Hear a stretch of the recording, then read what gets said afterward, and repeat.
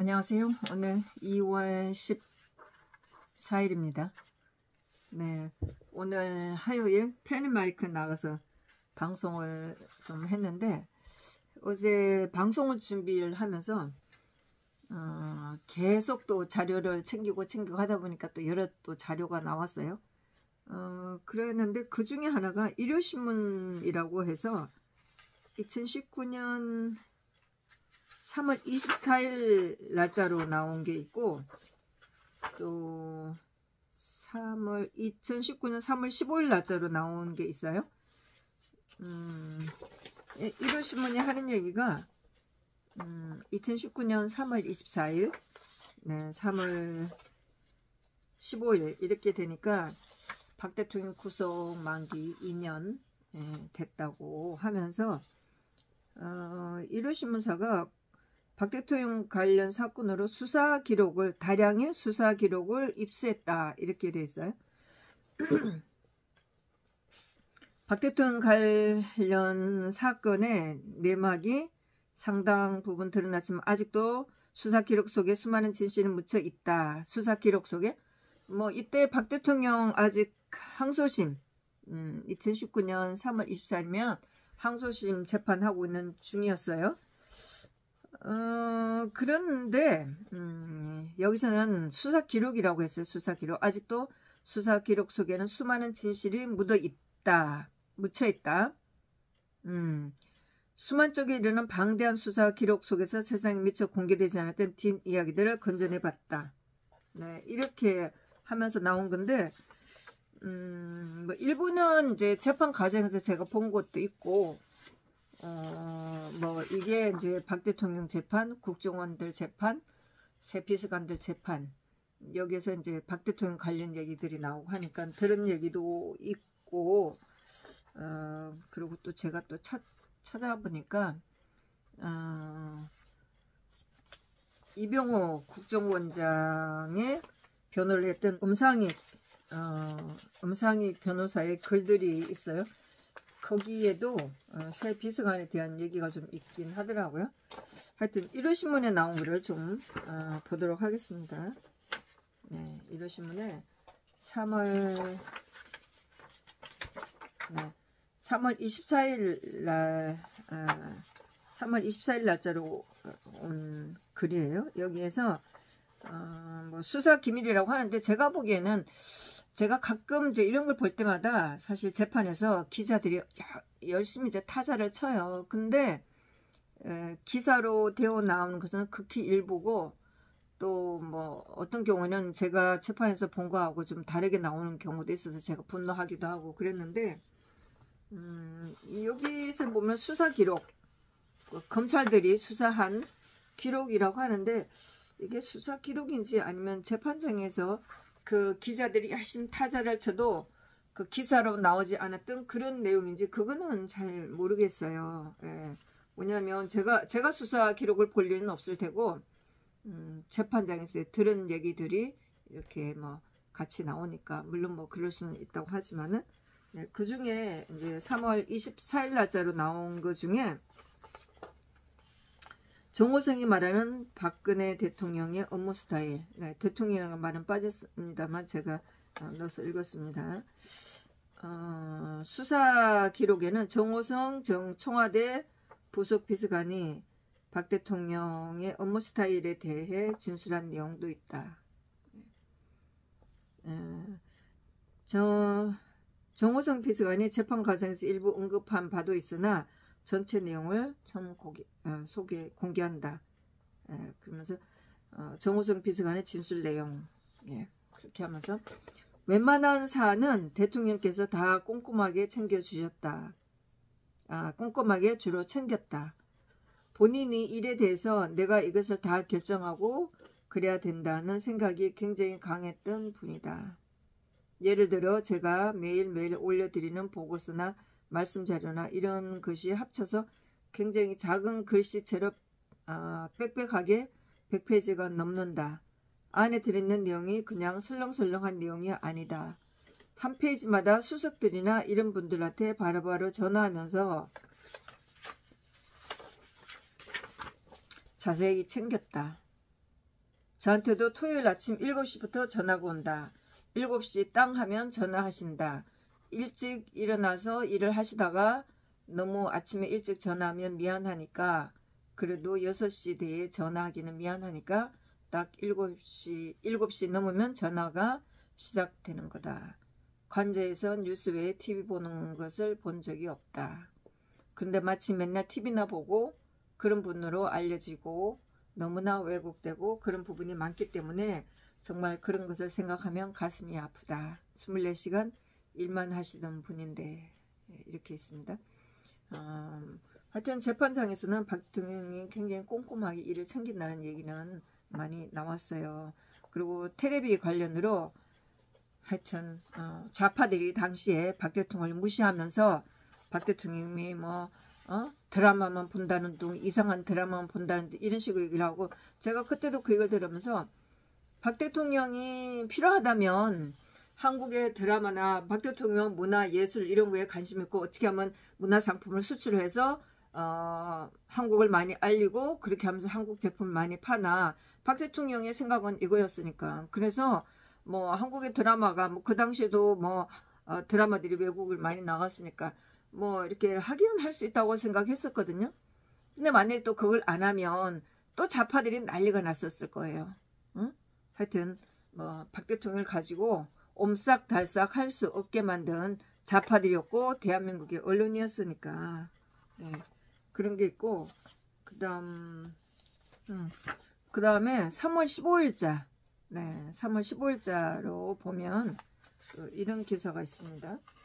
참 저는 뭐 이런 말을 제가 재판에 들어가 본 사람 입장에서는 참 이 단어를 쓰고 싶진 않아요. 문고리라는 거 참 굉장히 나쁘게 박 대통령이나 새 비서관을 비하하는 그런 내용이에요.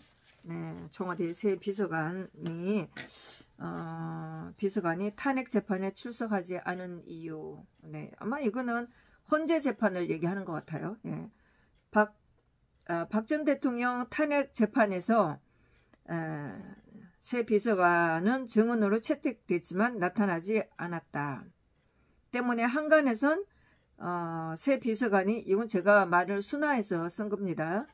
새 비서관이 박 전 대통령을 배신했다는 소문이 무성했다. 예, 그렇죠. 아직까지도 새 비서관을 뭐 문고리 3인방 하면서 욕을 하는 사람이 많은데 재판에 들어가서 본 저는 그런 거에 대해서 제가 그 전에 뭐 안봉근 비서관을 위한 뭐 변론 뭐 이렇게 갖고 제가 말도 하고 했지만 제가 재판에 들어가서 본 바에 의하면 비서관들이 그렇게 욕먹을 일도 아니를 했었고 뭐 비겁하다든가 아니면 박 대통령을 배신했다든가 이런 거는 없었어요. 예. 여기서도 이제 그렇게 나오네요.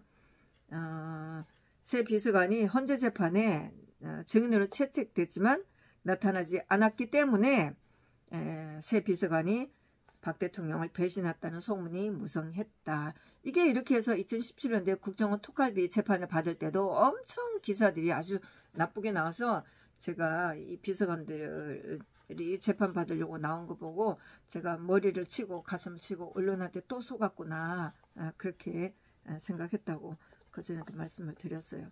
그래서 여기에 이제 이에 대해 새 비서관 중 한 명인 이재만 전 청와대 총무비서관은 나름의 변명을 했다. 예.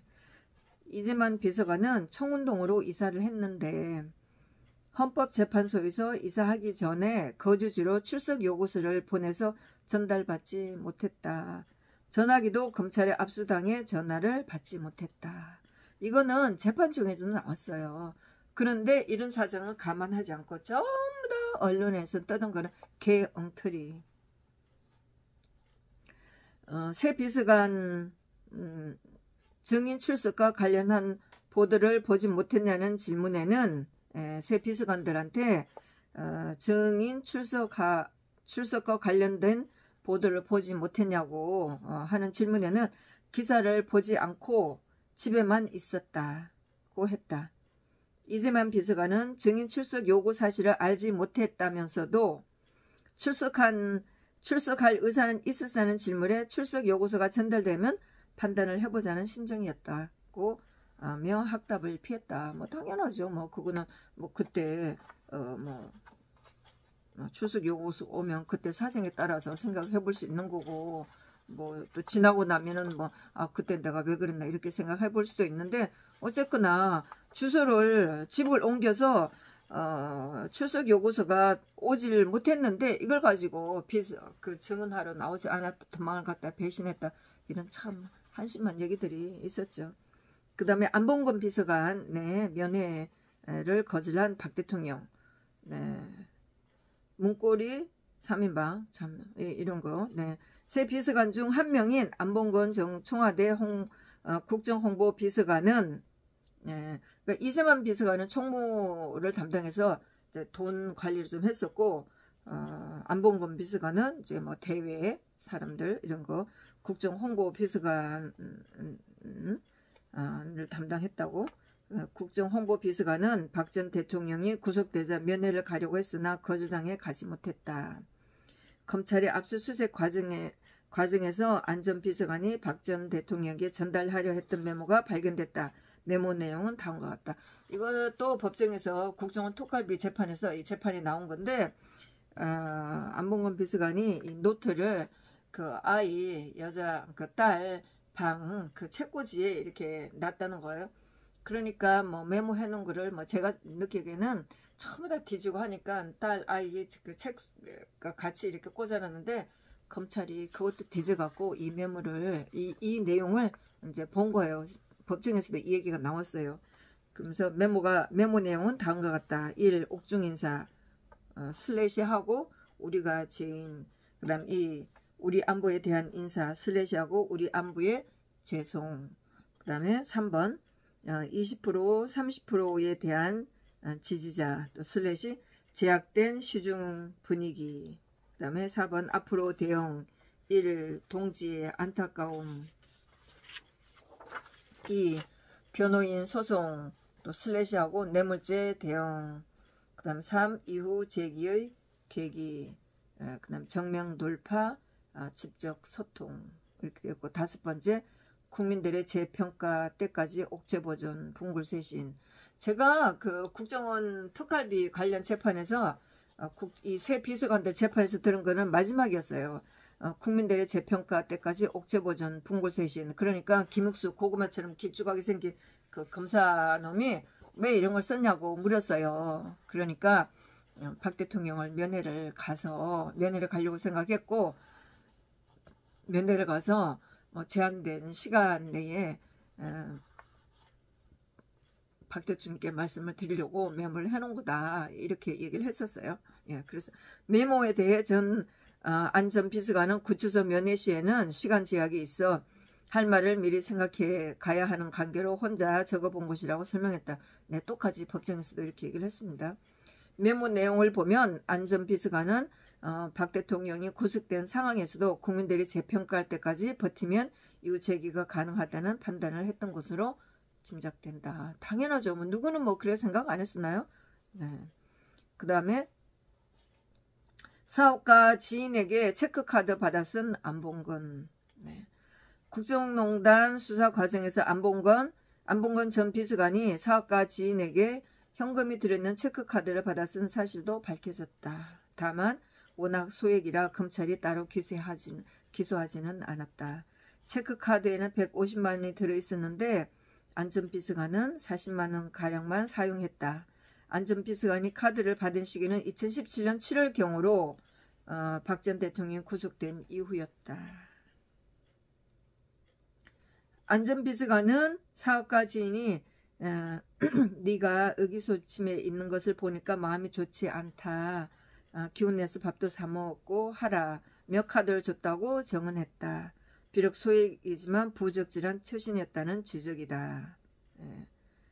제가 어디서 봤나요? 여기서 이 카드, 그렇죠.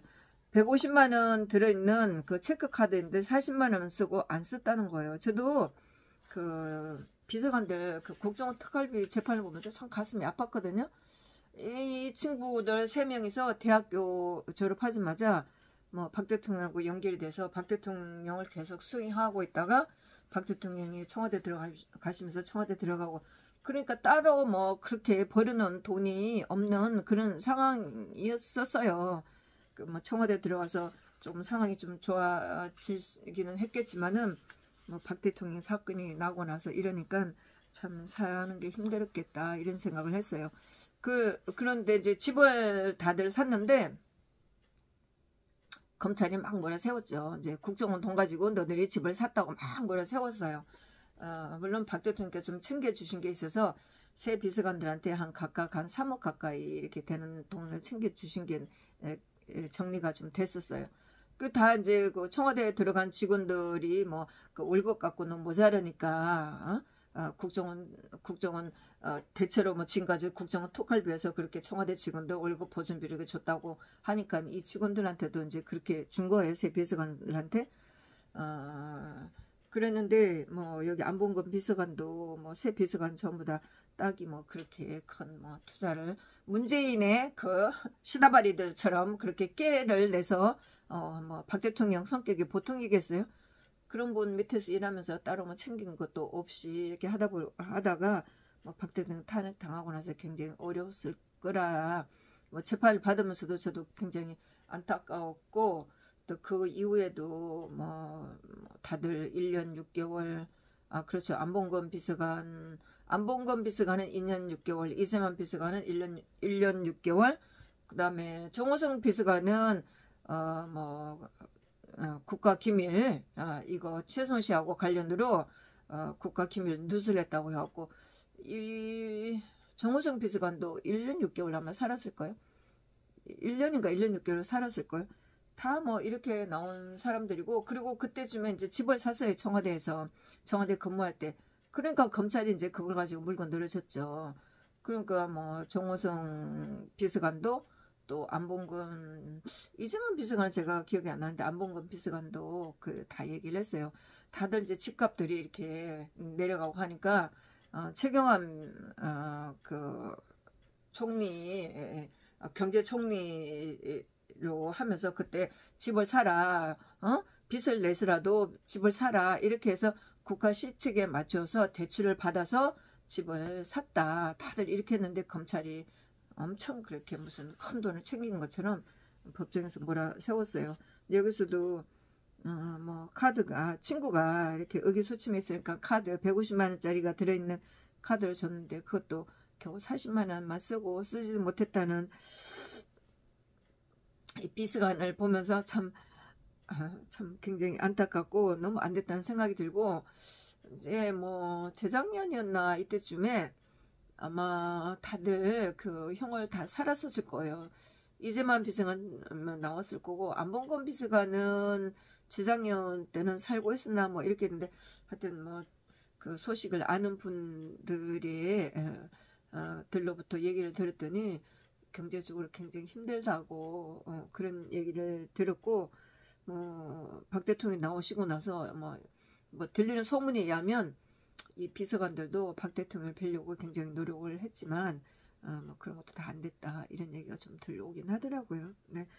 그래서 이제 제가 말씀드리고 싶은 거는 참 시중에 나와 있는 비서관들이 뭐 박 대통령에 대해서 어떻게 했다는 거는 뭐 제가 재판에 봤을 때도 그렇고 제가 또 제가 모르는 이렇게 수사 기록이라고 하는 그런 것도 글들이 이렇게 나와 있는 걸 보면 여기에서도 그렇게 박 대통령에 대해서 비서관들이 그렇게 나쁘게 하진 않았다고. 예, 그리고 또 엄상익 씨 그것도 제가 한번 보겠습니다. 네.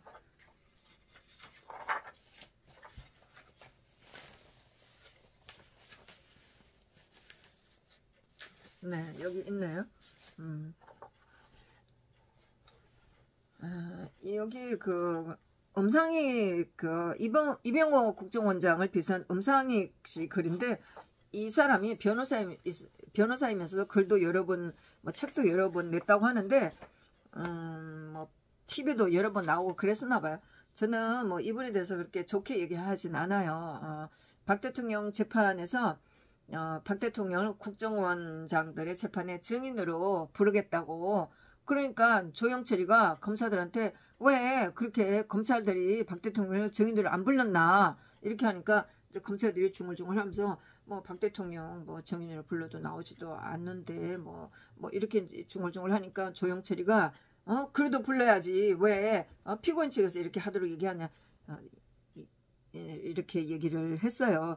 그러니까 이제 물론 박 대통령이 자기 재판도 거부를 했으니까 뭐 증인으로 나올 리는 없죠. 그러니까 음상이그가 이제 오전에는 박 대통령을 증인으로 부르겠다. 그러고 제가 나오면서 막 소리를 질렀죠. 박 대통령 불러서 신문을 하면 뭐가 달라지냐고 제가 막 소리를 쳤죠. 아니 이제 그때는 막 화가 이제 나갖고 나왔다가 오후 재판에 들어갔더니 또 그러는 거예요. 만일에 박 대통령을 또 뭐라고 또 강하게 얘기를 했어요. 그러고 나서 그거 안 되면 뭐 강제 구인 뭐 이런 것도 얘기가 나왔던 것 같아요. 그러고 나서 안 되면 박 대통령한테 그러면 저기 뭐 편지라도 써달라고 그러자 뭐 이렇게 얘기를 해갖고 나중에 박 대통령이 이렇게 글로 된 게 나오긴 했었어요. 그게 이제 법정에서 처음 나온 거였었죠.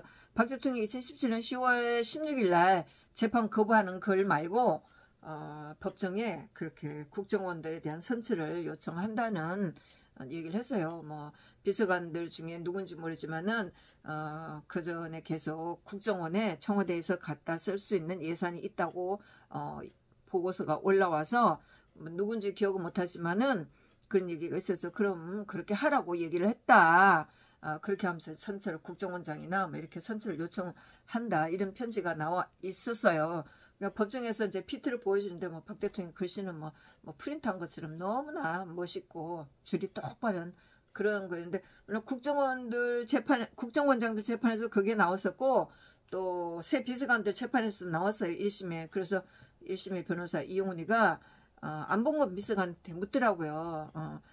그런데 이제 그때 먼저 묻기 전에 박 대통령이 안봉근 비서관에 대해서 신임이 뭐 유달났나 하여튼 많았나 이런 얘기를 물었어요. 그러니까 안봉근 비서관이 모르겠다고 이렇게 해서 저도